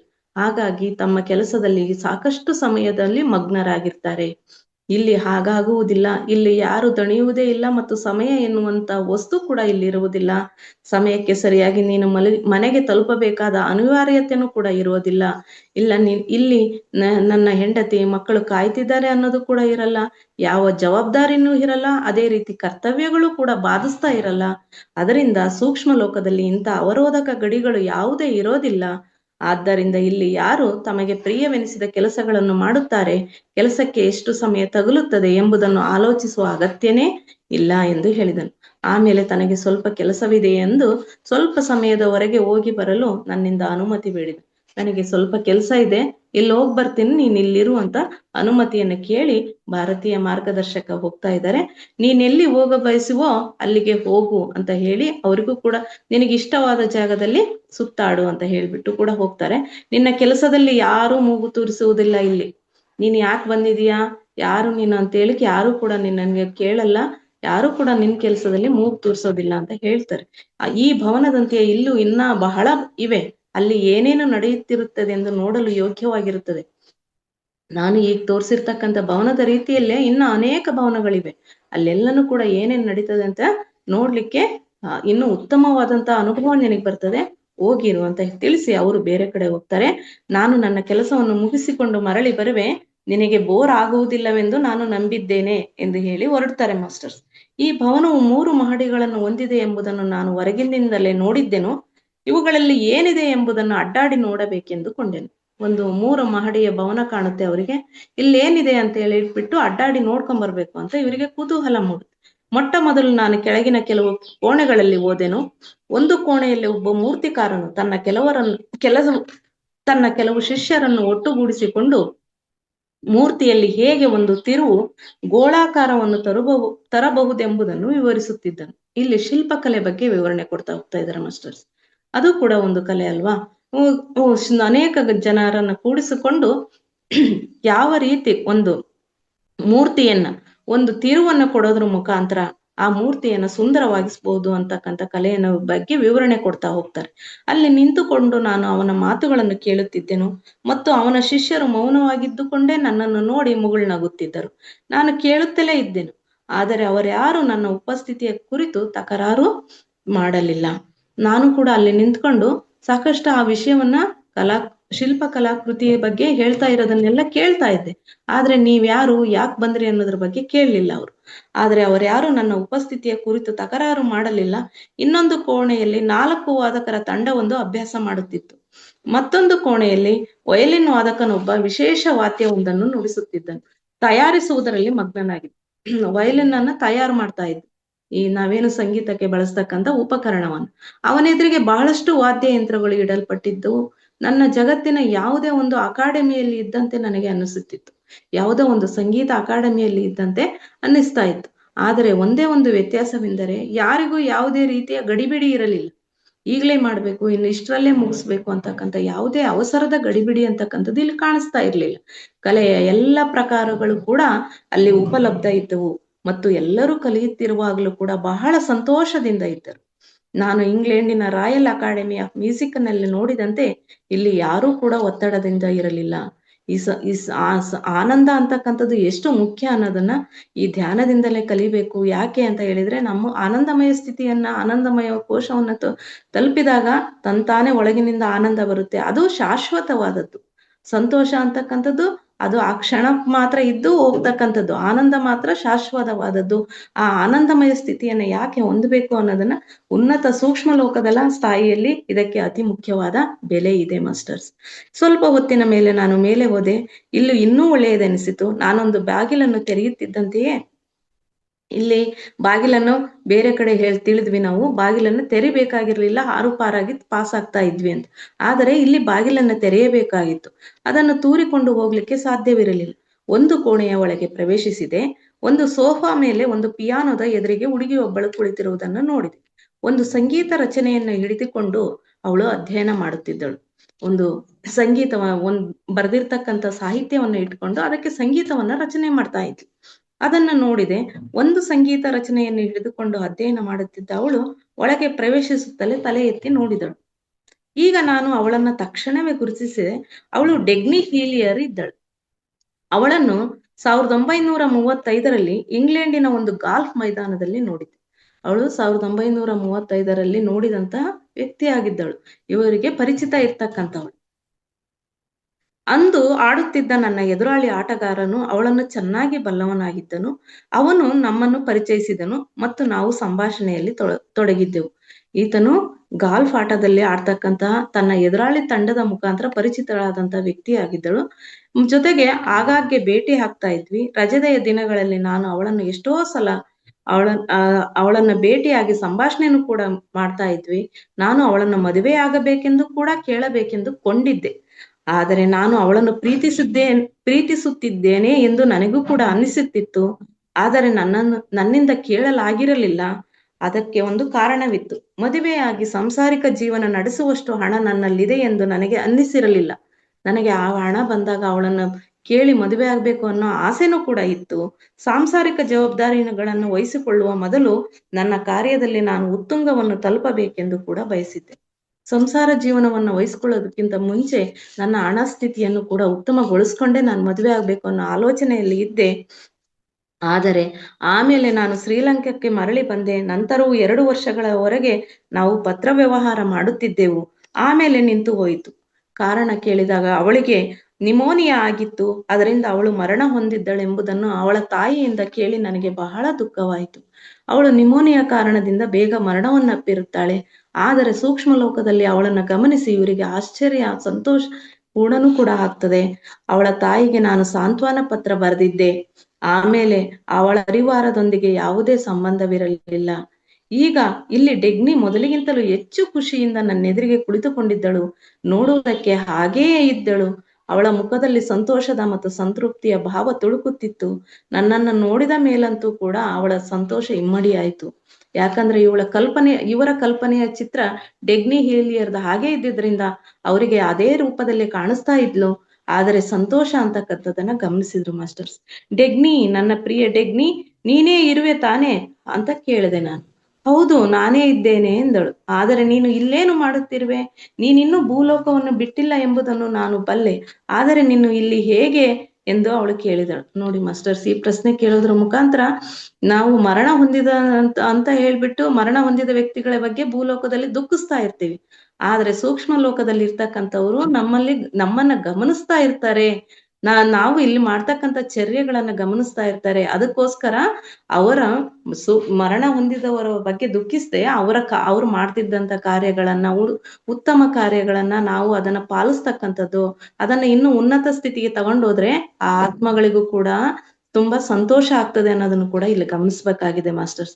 ಡೆಗ್ನಿ ಹೇಳ್ತಾಳೆ, ನೀನಿನ್ನೂ ಭೂಲೋಕ ಬಿಟ್ಟು ಬಂದಿಲ್ಲ ಅನ್ನೋದು ನನಗ್ ಗೊತ್ತಿದೆ. ಆದ್ರೆ ನೀನ್ ಹೆಂಗೆ ಈ ಸೂಕ್ಷ್ಮ ಲೋಕಕ್ಕೆ, ಈ ಸ್ತರದ ಲೋಕಕ್ಕೆ ಬಂದೆ ಅಂತ ಕೇಳ್ತಾಳೆ. ಆಗ ಇಲ್ಲಿಯವರೆಗೆ ಜರುಗಿರುವುದನ್ನು ಮತ್ತು ಇಲ್ಲಿಗೆ ಏಕೆ ಬಂದಿರುವುದನ್ನು ಸಂಕ್ಷಿಪ್ತವಾಗಿ ಅವಳಿಗೆ ಹೇಳಿದೆ. ನಾನು ಯಾಕೆ ಬಂದೆ, ಹೇಗ್ ಬಂದೆ ಅನ್ನೋ ವಿಚಾರವನ್ನ ಸಂಕ್ಷಿಪ್ತವಾಗಿ ವಿವರಿಸಿ ಹೇಳಿದೆ. ನನ್ನನ್ನು ಅಲ್ಲಿ ನೋಡಿ ಅವಳಿಗೆ ಆಶ್ಚರ್ಯವೆನಿಸುತ್ತಿತ್ತು. ಏಕೆಂದರೆ ವಿಕಸಿತ ಮನುಷ್ಯರಲ್ಲಿ ಹೆಚ್ಚಿನವರು ಅವರ ಶರೀರವು ನಾಳಿನ ದಿನಕ್ಕಾಗಿ ಶಕ್ತಿಯನ್ನು ಹೊಂದುವುದಕ್ಕಾಗಿ ನಿದ್ರೆಯಲ್ಲಿರುವಾಗ ಸೂಕ್ಷ್ಮ ಲೋಕದಲ್ಲಿ ಅಡ್ಡಾಡುತ್ತಿರುತ್ತಾರೆ. ಆದರೆ ಇನ್ನು ಬದುಕಿರುವವರು ಈ 3ನೇ ವಲಯದಲ್ಲಿ ತಲುಪುವುದು ಸಾಧಾರಣ ಮಾತಲ್ಲ. ಹೆಚ್ಚಿನವರಿಗೆ ಅಲ್ಲಿ ತಲುಪಿರುವುದು ಕೂಡ ತಿಳಿದಿರುವುದಿಲ್ಲ. ಅಕಸ್ಮಾತ್ ತಲುಪಿದ್ರು ಕೂಡ ನಾವು ಆ ಸ್ತರದಲ್ಲಿ ಇದೀವಿ ಅನ್ನೋದು ಕೂಡ ನೆನಪು ಕೂಡ ಉಳಿಯಲ್ಲ, ತಿಳಿದನೂ ಹೋಗಲ್ಲ. ಅದು ಅಲ್ಲದೆ ಬಹಳಷ್ಟು ಜನರಿಗೆ ಇಲ್ಲಿ ಎಷ್ಟು ಹಂತಗಳಿವೆ ಎಂಬುದು ಕೂಡ ತಿಳಿಯುವುದೂ ಇಲ್ಲ. ಆದರೆ ಡಾರ್ಲಿಂಗ್, ಈಗ ನಾನು ಬಂದಿರುವೆ ಎಂದರೆ ಮುಂದೆಯೂ ಬರುತ್ತಲಿರುವೆ ಮತ್ತು ನಾನು ಭವಿಷ್ಯದಲ್ಲಿ ನಿನ್ನನ್ನು ಭೇಟಿಯಾಗುತ್ತಿರುತ್ತೇನೆ. ಭವಿಷ್ಯದಲ್ಲಿ ನಾವಿನ್ನೂ ಬಹಳಷ್ಟು ಸಂಗತಿಗಳನ್ನು ನೋಡಲು ಸಾಧ್ಯವಿದೆ. ಜೀವಿತಾವಧಿಯಲ್ಲಿ ನೀನು ಮದುವೆ ಆಗಲು ಹೇಳಲಿಲ್ಲ, ಆದರೆ ನೀನು ನನ್ನನ್ನು ಬಯಸುತ್ತಿದ್ದೆ ಎಂಬುದನ್ನು ಬಲ್ಲೆ, ಮತ್ತೆ ನಾನು ಕೂಡ ನಿನ್ನನ್ನು ಪ್ರೀತಿಸುತ್ತಿದ್ದೆ ಅಂತ ಹೇಳ್ಬಿಟ್ಟು ಡೆಗ್ನಿ ಹೇಳ್ತಾರೆ. ಅವಳು ನನ್ನನ್ನು ಡಾರ್ಲಿಂಗ್ ಎಂದು ಸಂಬೋಧಿಸಿ ಕರೆದಿದ್ದು ನನಗೆ ಎಳ್ಳಷ್ಟು ಆಶ್ಚರ್ಯವೇನೂ ಅನಿಸಲಿಲ್ಲ ಅಂತ ಹೇಳ್ಬಿಟ್ಟು ಪೀಟರ್ ರಿಷೆಲ್ಲೋ ಅವರು ಹೇಳ್ತಾರೆ. ಎಂಬುದು ನನಗೆ ಅರಿವಿಗೆ ಬಂತು. ಆ ಕಾಲದಲ್ಲಿ ಅವಳನ್ನು ನಾನು ಎಷ್ಟೋ ಸಲ ಸಂಬೋಧಿಸುತ್ತಿದ್ದೆ ಮತ್ತು ಅವಳು ಕೂಡ ನನ್ನನ್ನು ಹಾಗೆ ಕರೆಯುತ್ತಿದ್ದಳು. ನಾನು ಜೀವಿತಾವಧಿಯಲ್ಲಿ ಭೌತಿಕ ದೇಹದಲ್ಲಿದ್ದಾಗ ನಾನು ಕೂಡ ಅವಳನ್ನ ಅದೇ ರೀತಿ ಸಂಬೋಧಿಸ್ತಿದ್ದೆ. ಅದರಿಂದ ಅವಳು ಕೂಡ ನನ್ನನ್ನು ಕರಿತಾ ಇದ್ಲು. ಈಗ ಅದೇ ರೀತಿ ಸಂಬೋಧನೆ ಮಾಡಿದ್ರಿಂದ ನನಗೇನು ಆಶ್ಚರ್ಯ ಅನಿಸ್ಲಿಲ್ಲ ಅಂತ ಹೇಳ್ತಾರೆ. ಇದು ಎಷ್ಟೋ ವರ್ಷಗಳ ಮೊದಲು ಜರುಗಿತ್ತು. 1935ರಲ್ಲಿ ಜರುಗಿದಂತ ಘಟನೆ ಇದು. ಆದ್ರೆ ಮತ್ತೆ ಈಗ ಸೂಕ್ಷ್ಮ ಲೋಕದಲ್ಲಿ ಪರಿಚಿತರಾಗಿದ್ದಾರೆ. ಆದರೆ ಇಂದು ಕ್ಷಣಾರ್ಧದಲ್ಲಿ ಅದೆಲ್ಲವೂ ಪುನರಾವರ್ತನೆ ಆಯ್ತು. ಎಷ್ಟೋ ವರ್ಷಗಳ ನಡೆದಂತ ಘಟನೆ ಈಗ ಬರೀ ಒಂದು ಕ್ಷಣಾರ್ಧದಲ್ಲೇ ಪುನರಾವರ್ತನೆ ಆಯ್ತು. ಇಂದಿಗೂ ನನಗೆ ಅವಳೆಡೆಗೆ ಅದೇ ಆಕರ್ಷಣೆಯ ಅನುಭವವಾಯಿತು ಮತ್ತು ಅವಳನ್ನು ಭೇಟಿಯಾದಾಗ ಆಗುವಂತ ಸಂತೋಷ ಕೂಡ ಆಯ್ತು.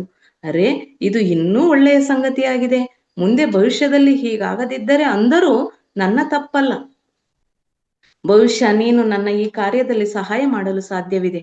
ಏಕೆಂದರೆ ನನ್ನ ಶಕ್ತಿಯ ಮೇಲೆ ನಾನು ಇಲ್ಲಿ ತಲುಪುವೆನೋ ಇಲ್ಲವೋ ಎಂಬುದು ನನಗೆ ತಿಳಿದಿಲ್ಲ.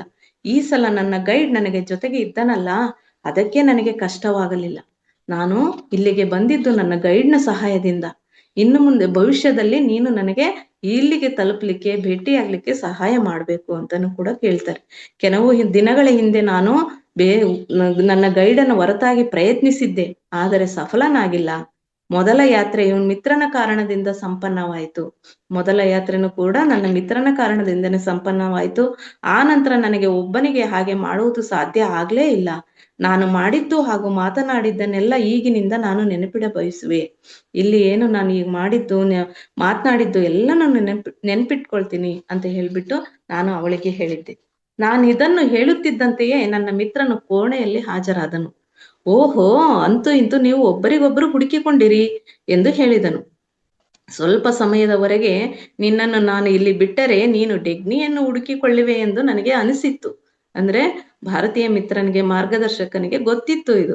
ಅದಕ್ಕೋಸ್ಕರನೇ ಸ್ವಲ್ಪ ಸಮಯ ಬಿಟ್ಟು ಹೋಗ್ತೀನಿ ಅಂತ ಹೇಳಿ ಬಿಟ್ಟು ಹೋಗಿದ್ದೆ ಅಂತ ಹೇಳ್ತಾರೆ ಅವರು.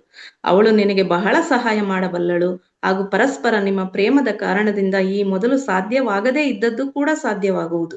ಒಂದು ವೇಳೆ ನೀನು ಮಲಗುವ ಸಮಯದಲ್ಲಿ ಅಥವಾ ಶರೀರದಿಂದ ಹೊರಬರುವಾಗ ನಿನ್ನ ಗಮನವನ್ನು ಬಹಳಷ್ಟು ಕೇಂದ್ರೀಕರಿಸಿದರೆ ಇನ್ನು ಮೇಲೆ ನೀನಿಲ್ಲಿ ಯಾವಾಗ ಬೇಕಾದರೂ ಕೂಡ ಸಂಪರ್ಕಿಸಬಹುದು. ನೀನು ಡೆಗ್ನಿಯ ಕುರಿತು ಆಲೋಚಿಸಿದರೆ ಅವಳಿಗೆ ತಕ್ಷಣವೇ ತಿಳಿಯುವುದು. ಏಕೆಂದರೆ ಆಲೋಚನೆಯು ಅತ್ಯಂತ ಶಕ್ತಿಶಾಲಿ ವಸ್ತುವಾಗಿದೆ. ಅಲ್ಲದೆ ಕೇಂದ್ರೀಕರಿಸಿದ ಆಲೋಚನೆಯ ಪದಾರ್ಥದ ಸ್ತರದಿಂದ ಬಾಧಿತಗೊಳ್ಳುವುದಿಲ್ಲ. ಆದ್ದರಿಂದ ಜನರಿಗೆ ಫೋನ್ ಮಾಡಿದರೆ ತಿಳಿಯುವಂತೆ ಡೆಗ್ನಿಯು ತಕ್ಷಣವೇ ಈ ಸಂಗತಿಯನ್ನು ಗ್ರಹಿಸುವಳು. ಅವಳು ಡೆಗ್ನಿ ಎಂದು ಕರೆಯಲು ನನಗೆ ಅನುಮತಿ ನೀಡುವಳೇ ಎಂದು ಕೇಳ್ತಾರೆ. ನೀನು ಭೌತಿಕ ಶರೀರದಿಂದ ಹೊರ ಬರುತ್ತಿದ್ದಂತೆಯೇ ಡೆಗ್ನಿ ನಿನ್ನ ಹತ್ತಿರ ಸುಲಭವಾಗಿ ಬರಲಾರಳು. ಆದರೆ ಮೊದಲನೇ ವಲಯದಿಂದ 2 ಮತ್ತು 3ನೇ ವಲಯದವರೆಗೆ ಕರೆದೊಯ್ಯಲು ಅವಳಿಗೆ ನಿನಗೆ ಸಮರ್ಪಕಳಾಗುವಳು. ಅಂದ್ರೆ ಉನ್ನತ ಸ್ತರದಲ್ಲಿರುವವರು 1ನೇ ಸ್ತರಕ್ಕೆ ಬರ್ಲಿಕ್ಕೆ ಸಾಧ್ಯತೆ ಇಲ್ಲ. ಅದನ್ನ ಪಾರ್ ಮಾಡ್ಕೊಳ್ತಕ್ಕಂಥದ್ದು ನಿನ್ನದೇ ಕರ್ತವ್ಯ ಅಂತ ಎಚ್ಚರಿಸಿದ್ದಾರೆ ಮಾಸ್ಟರ್ಸ್. 2 ಮತ್ತೆ 3 ತುಂಬಾ ಸೂಕ್ಷ್ಮವಾಗಿರ್ತವೆ. ಅಲ್ಲಿ ಮಾತ್ರ ನಿನಗೆ ಸಹಾಯ ಮಾಡ್ತಾಳೆ ಅವಳು. 2ನೇ ಹಾಗೂ 3ನೇ ವಲಯದವರೆಗೆ ಬಂದಂತೆ ಈಗ ನೀನು ಡೆಗ್ನಿಯ ಸಹಾಯ ಪಡೆಯಬಲ್ಲೆ. ನಿನ್ನ ಇಚ್ಛಾಶಕ್ತಿಯ ಅಭ್ಯಾಸದಿಂದ ನೀನು ಅದನ್ನು ಹೊಂದುವೆ. ಜೊತೆಗೆ ರೋಪ್ ಸಂಪರ್ಕ ಮಾಧ್ಯಮವನ್ನು ಬಲ್ಲವರೊಂದಿಗೆ ಅನಾಯಾಸವಾಗಿ ನಿನ್ನ ಸಂಬಂಧ ಬೆಳೆಯುವುದು ಅಂತ ತಿಳಿಸ್ತಾರೆ ಮಾಸ್ಟರ್ಸ್. ಅವನು ಹಾಗೆಯೇ ಮಾತನ್ನು ಮುಂದುವರಿಸಿದನು. ಕರ್ಮ ಸಿದ್ಧಾಂತದ ಕುರಿತು ನಿನಗೆ ಇನ್ನೂ ಹೆಚ್ಚಿಗೆ ಏನು ತಿಳಿದಿಲ್ಲ. ಆ ನಿಯಮವು ಬಹಳ ಹಂತದವರೆಗೆ ನಿನ್ನನ್ನು ಸಂಪರ್ಕಗೊಳಿಸುವುದು ಹಾಗೂ ನಿನ್ನ ವಿಕಾಸಕ್ಕೆ ಅತ್ಯಂತ ಮಹತ್ವಪೂರ್ಣವೆನಿಸುವಂತಹ ಅವಕಾಶಗಳನ್ನು ಕೂಡ ಒದಗಿಸುತ್ತದೆ. ಕರ್ಮ ಸಿದ್ಧಾಂತವು ಅಥವಾ ಕಾರಣ ಕಾರ್ಯ ಸಿದ್ಧಾಂತವು ನಿನ್ನ ಪ್ರತಿಯೊಂದು ವಿಚಾರ, ಶಬ್ದ ಹಾಗೂ ಕರ್ಮದ ಲೆಕ್ಕಗಳನ್ನಿಡುತ್ತದೆ. ಕರ್ಮ ಸಿದ್ಧಾಂತ ಅಂದ್ರೆ ಅದೇ ಅಲ್ವಾ ಮಾಸ್ಟರ್ಸ್? ನಾವು ಮಾತಾಡ್ತಕ್ಕಂಥ ಪ್ರತಿಯೊಂದು ಆಲೋಚನೆ, ಮಾತು ಹಾಗೂ ಕ್ರಿಯೆ ಇವೆಲ್ಲವನ್ನು ಕೂಡ ಲೆಕ್ಕ ಬಿಡುತ್ತದೆ. ಭೂಮಿಯ ಮೇಲಿರುವಾಗ ನೀನು ಅವಳನ್ನು ಬಯಸಿದೆ. ಪ್ರತಿಯಾಗಿ ಅವಳು ನಿನ್ನನ್ನು ಪ್ರೇಮಿಸಿದಳು. ಈ ಪ್ರೇಮ ವಿವಾಹ ಬಂಧನದಲ್ಲಿ ಪರಿಣಿತಿಯಾಗದೆ ಇದ್ದರೂ ಕೂಡ ನಿಮ್ಮೊಳಗೆ ಒಂದು ಸಂಬಂಧವಿದೆ. ವಿವಾಹ ಆಗ್ಲಿಲ್ಲ ಅಷ್ಟೇ, ಆದರೆ ನಿಮ್ಮೊಳಗೆ ಆ ಪ್ರೇಮ ಅಂತಕ್ಕಂಥದ್ದು ಹಾಗೆ ಉಳಿದಿದೆ. ಅದು ಇಂದಲ್ಲ ನಾಳೆ ಫಲ ನೀಡುತ್ತದೆ ಎಂಬುದು ಕೂಡ ಸತ್ಯ. ಪ್ರೇಮದಲ್ಲಿ ಬೀಳುವ ಈ ಸ್ಥಿತಿಯ ಕುರಿತು ಬಹಳಷ್ಟು ಹೇಳಬಹುದು. ಏಕೆಂದರೆ ಯಾವುದೇ ವ್ಯಕ್ತಿ ಈ ಸ್ಥಿತಿಯಲ್ಲಿದ್ದಾಗ ಅಥವಾ ತನ್ನನ್ನು ಈ ಸ್ಥಿತಿಯಲ್ಲಿ ಕಲ್ಪಿಸಿಕೊಳ್ಳುತ್ತಾನೋ ಆಗ ಅವನು ಕೇವಲ ಕೊಡಲು ಬಯಸುತ್ತಾನೆ. ಈ ಪ್ರೇಮ ಅಂತಕ್ಕಂಥದ್ದು ಯಾವಾಗ್ಲೂ ಕೂಡ ತ್ಯಾಗಮಯವಾಗಿರುತ್ತದೆ.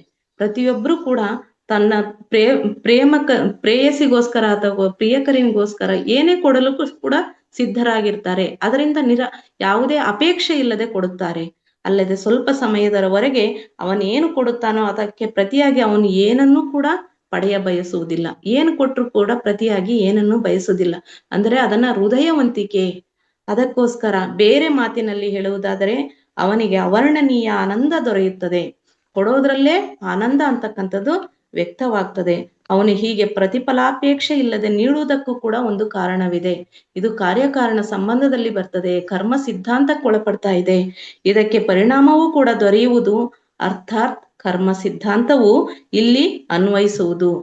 ಇಲ್ಲಿ ಈ ರೀತಿಯ ಹೃದಯವಂತಿಕೆಯಿಂದ ಮಾಡ್ತಕ್ಕಂಥ ಕೆಲಸ ಕರ್ಮ ಸಿದ್ಧಾಂತಕ್ಕೆ ಅನ್ವಯವಾಗುತ್ತದೆ. ಇದು ಕರ್ಮ ಸಿದ್ಧಾಂತದ ಅರ್ಥ ಅಂತ ಹೇಳ್ತಿದ್ದಾರೆ ಮಾಸ್ಟರ್ಸ್. ನೈಜ ಪ್ರೇಮದ ಕೊಡುಕೊಳ್ಳುವಿಕೆಯ ಪ್ರಗತಿಗಾಗಿ, ಕೊಟ್ಟರೆ ಕೊಡೋದು ಅಲ್ಲ, ನೈಜ ಪ್ರೇಮ ಅಂತಕ್ಕಂಥದ್ದು ಇರಬೇಕು. ಕೊಡುಕೊಳ್ಳುವಿಕೆಯ ಪ್ರಗತಿಗಾಗಿ ಲಾಭದಾಯಕವಾಗಿದೆ, ಏಕೆಂದರೆ ಇಬ್ಬರು ಪರಸ್ಪರ ಎಲ್ಲ ರೀತಿಯಿಂದ ಸಹಾಯಕ್ಕಾಗಿ ಸನ್ನದ್ಧರಾಗಿರುತ್ತಾರೆ. ಪ್ರೇಮಿಗಳು ಅಂತಕ್ಕಂಥವ್ರು ನೈಜವಾದ ಪ್ರೇಮ ಮಾತ್ರ ಕೊಡುಕೊಳ್ಳುವಿಕೆಯ ಲೆಕ್ಕಾಚಾರ ಇಟ್ಟಿರಲ್ಲ, ಪರಸ್ಪರ ಅವರ ಸಹಾಯಕ್ಕಾಗಿ ಸನ್ನದ್ಧರಾಗಿರುತ್ತಾರೆ. ಆದ್ದರಿಂದ ನಿಮ್ಮಿಬ್ಬರ ಸಂಪರ್ಕವನ್ನು ಸ್ವಾಗತಿಸುತ್ತೇನೆ ಮತ್ತು ಹೀಗೆಯೇ ಆಗುವುದೆಂಬ ಭರವಸೆಯೂ ಕೂಡ ಇತ್ತು ಎಂಬ ಮಾತನ್ನು ಒಪ್ಪಿಕೊಳ್ಳುತ್ತೇನೆ. ನಾನಾಗಿಯೇ ನಿನ್ನನ್ನು ಇಲ್ಲಿ ಕರೆತರುವುದು ಸಾಧ್ಯವಿರಲಿಲ್ಲ. ನೀನ್ ಅನ್ಕೊಂಡಿರ್ಬೋದು ನನ್ನ ಮಾರ್ಗದರ್ಶನದಲ್ಲಿ ಬಂದಿದೀಯಾ ಅಂತ ಹೇಳ್ಬಿಟ್ಟು, ಆದ್ರೆ ಅದು ನನ್ನಲ್ಲಿ ಸಾಧ್ಯವಿರಲಿಲ್ಲ. ಈ ಪ್ರೇಮದ ಬಂಧ ಅಂತಕ್ಕಂಥದ್ದು ನಿನ್ನ ಹೃದಯದಲ್ಲಿ ಅಡಗಿತ್ತು, ಆ ಬೀಜ ನಿನ್ನಲ್ಲಿತ್ತು.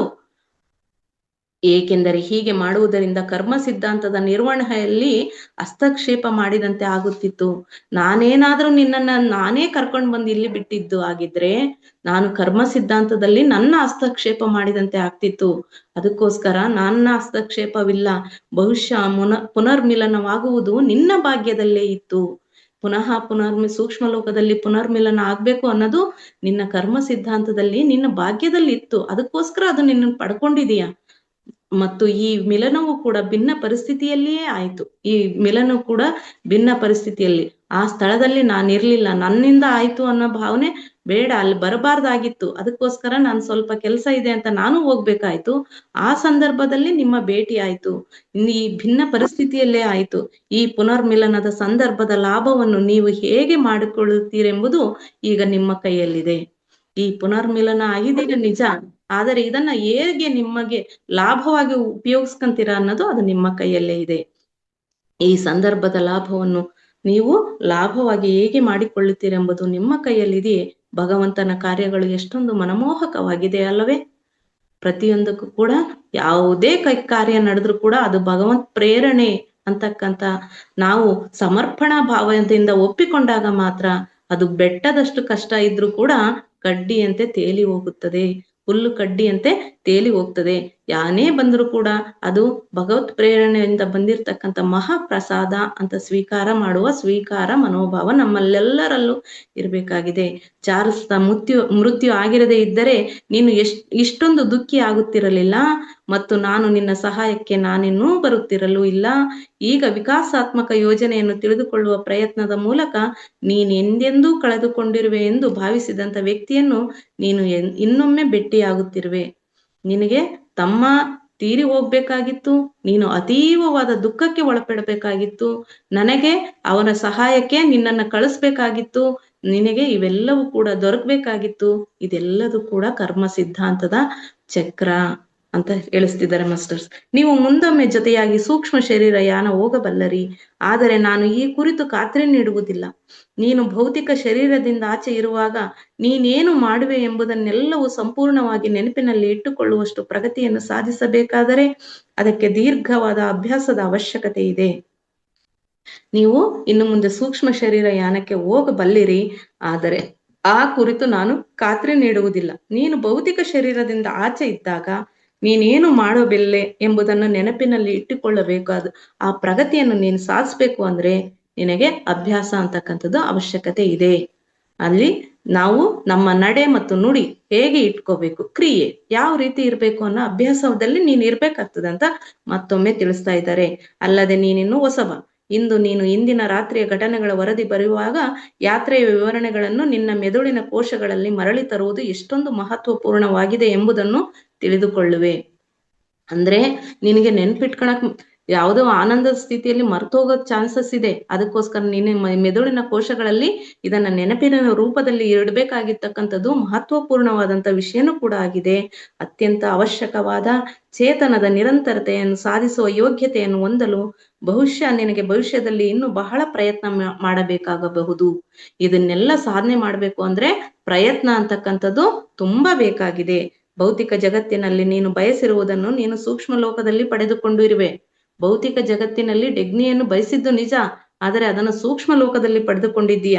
ಕೇವಲ ಈ ಸತ್ಯ ಒಂದೇ ನಿನ್ನನ್ನು ನಿನ್ನ ಸೀಮೆಗಳಿಂದ ಪಾರಾಗಲು ಪ್ರೋತ್ಸಾಹಿಸುತ್ತಿರುತ್ತದೆ. ಇದು ಒಂದು ಸತ್ಯವನ್ನ ಸರಿಯಾಗಿ ಅರ್ಥೈಸ್ಕೊಂಡಿದ್ದೆ ಆದ್ರೆ ನಾವು ಜಗತ್ತಿನ ಪ್ರಕೃತಿ ನಿಯಮವನ್ನ, ದೈವ ಸಂಕಲ್ಪವನ್ನ, ಪ್ರತಿಯೊಂದನ್ನು ಕೂಡ ಎಷ್ಟು ಅದ್ಭುತ ಅಮೋಘ ಅನ್ನೋದನ್ನ ಅರ್ಥ ಮಾಡ್ಕೋಬೇಕಾಗಿದೆ. ನಾವ್ ಯಾರಾದ್ರೂ ಮರಣ ಹೊಂದಿದಾಗ ಅನ್ಕೋತೀವಿ, ಭಗವಂತ ನಿನಗೆ ಕಣ್ಣಿಲ್ವಾ, ದಯೆ ಇಲ್ವಾ, ಕರುಣೆ ಇಲ್ವಾ ಅಂತ. ಆ ರೀತಿ ಬೈಯೋದ್ರಿಂದನೂ ಕೂಡ ಕರ್ಮಸೆ ಕಟ್ಕೊಂತೀವಿ. ಅದಕ್ಕೋಸ್ಕರ ಅದನ್ನ ಭಗವತ್ ಪ್ರಸಾದ ಅಂತಾನೆ ಸ್ವೀಕಾರ ಮಾಡ್ಬೇಕಾಗ್ತದೆ. ಅದಕ್ಕಿಂತ ಏನೇ ಕಷ್ಟ ಸಂದರ್ಭಗಳಲ್ಲೂ ಕೂಡ ನಾವು ದೈವ ದೂಷಣೆಯನ್ನ ಮಾಡಬಾರ್ದು ಅನ್ನೋದನ್ನು ಕೂಡ ಪ್ರಾಣಶಕ್ತಿ ಇದ್ರಲ್ಲಿ ತಿಳಿದಿದೀವಿ ಮಾಸ್ಟರ್ಸ್. ದೈವ ದೂಷಣೆ ಅಂತಕ್ಕಂಥದ್ದು ನಮ್ಮ ಕರ್ಮಕ್ಕೆ ಅಂಟ್ಕೊಳ್ಳೋದ್ರಿಂದ ಯಾವುದೇ ಕಾರಣಕ್ಕೂ ಕೂಡ ದೂಷಣೆ ಮಾಡಬಾರ್ದು. ಕೆಲವು ವರ್ಷಗಳವರೆಗೆ ನೀನಿಲ್ಲಿ ಇರತೊಡಗಿದ ಮೇಲೆ ಡೆಗ್ನಿ ನಿನಗೆ ಬಹಳ ಸಹಾಯ ಮಾಡಬಲ್ಲಳು. ಏಕೆಂದರೆ ವಿಚಾರದಲ್ಲಿ ಎಷ್ಟೊಂದು ಅಗಾಧ ಶಕ್ತಿ ಇದೆ ಎಂಬುದನ್ನು ಅವಳು ಬಲ್ಲಳು. ಬರೀ ನಾವು ಮಾಡ್ತಕ್ಕಂಥ ಆಲೋಚನೆ, ಅದಕ್ಕೆ ಸಂಬಂಧಿತ ವಿಚಾರದಲ್ಲಿ ಎಷ್ಟೊಂದು ಶಕ್ತಿ ಇದೆ ಅಂತ ಅವಳಿಗೆ ಗೊತ್ತಿದೆ.